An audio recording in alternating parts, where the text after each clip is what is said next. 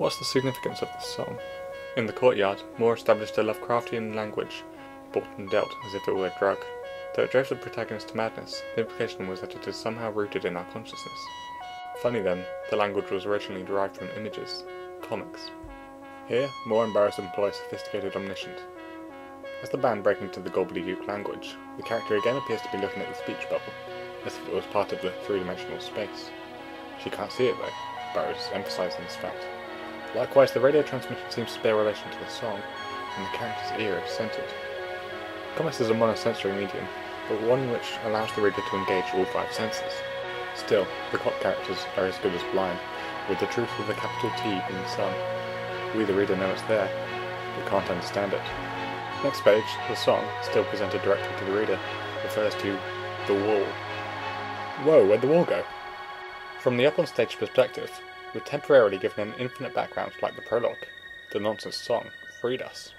Then we're straight back to Okot's perspective, as she chases her target, and the many panels are back. And somehow, between panels, the target has disappeared. How? Our cop says he heard noise from under the gratings. They determine the target got out through the drainage ducts. There's a word that Moore is deliberately avoiding here.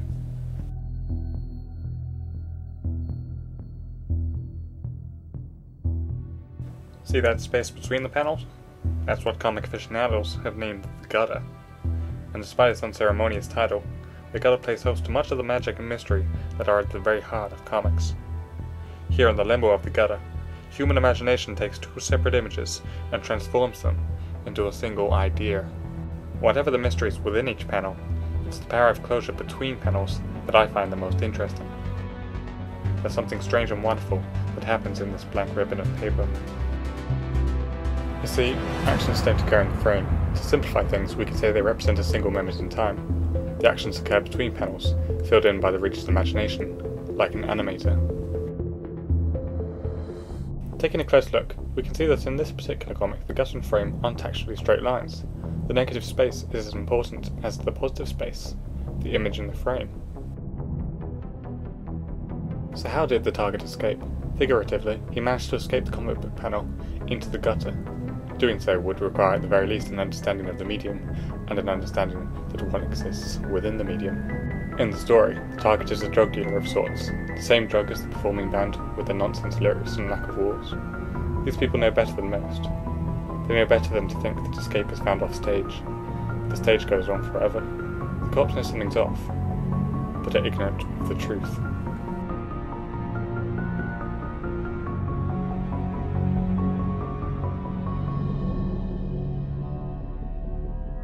Here's where Moore and Burroughs reveal the ace up their respective sleeves. So the cops go to raid the target's home. They notice a mural. It's a panel, but unlike walls, floors, ceilings and doors, it looks like three-dimensional space. In fact, it has as much claim to being one as the image that contains it. Our brains can't handle both, so it has to choose one. It chooses the dominant image, the one that, shall we say, borders the mural. Meanwhile, inside, see that gobbledygook writing on the wall? It's not speech bubbles.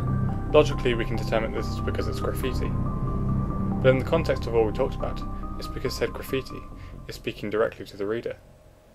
If only we can understand what it says. Back outside, the target has entered the scene when the cops weren't looking. This page is fucking terrifying. Whereas Nosferatu scared the bejesus out of his audience by walking directly towards the camera, the target doesn't even have to move, and his presence in the frame becomes larger and larger. Remember the interview scene in part 1, with the screen becoming the panel? Following sideways, the mural almost does the same now. What the fuck? Shit. He wasn't really there, just painted on the mural. But how? You know how. Hey look, the plane that does the wall has a hole in it. Looks like the cop's beginning to realise what's going on. She's beginning to realise that she's a character in a comic book. Maybe she'll escape.